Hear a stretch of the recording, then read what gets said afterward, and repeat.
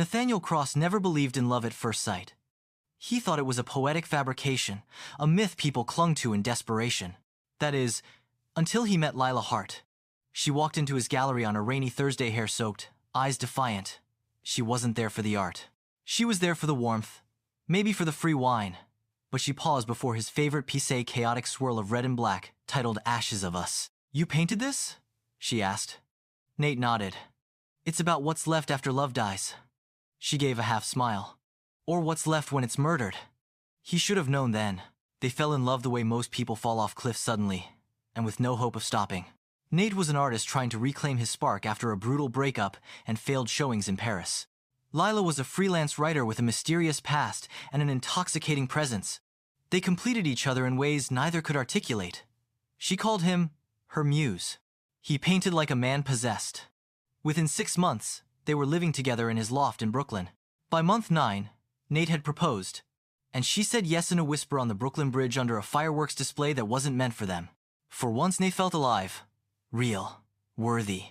Then came the exhibition. Ashes Reborn was Nate's most successful show. Critics raved.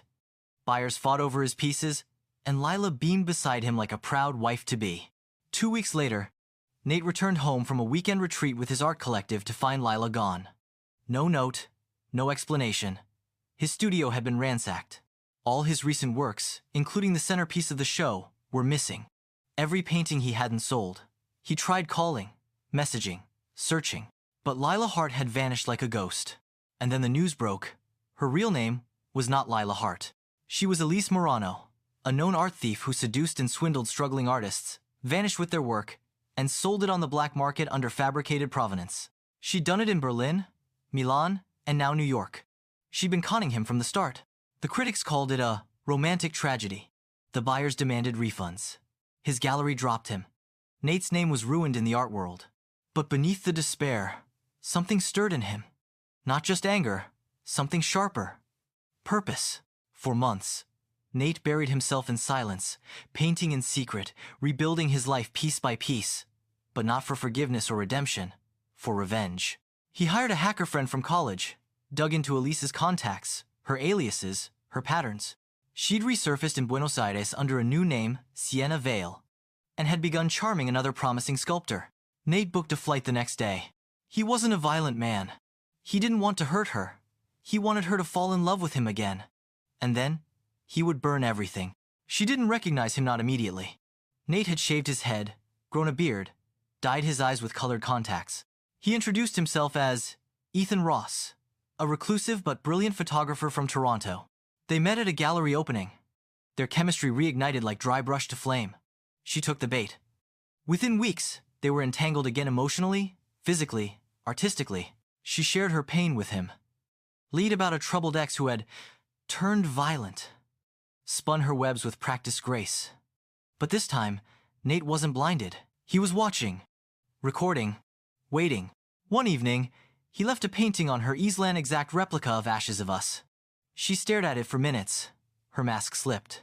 "You did this," she whispered, backing away. He said nothing. He just pressed play. On the hidden projector, images began to appear, footage from her time with the sculptor she'd conned before. Recordings of her deals, emails she thought she'd deleted. Then came her voice. "Art is just currency in a prettier language. I don't steal. I curate." She reached for her phone, but it was already too late. Interpol had been tipped off. Nate made sure every breadcrumb led back to her. 3 months later, Elise Lila Sienna, whatever her real name was extradited to Italy, where the maximum charges awaited. Nate never attended the hearings.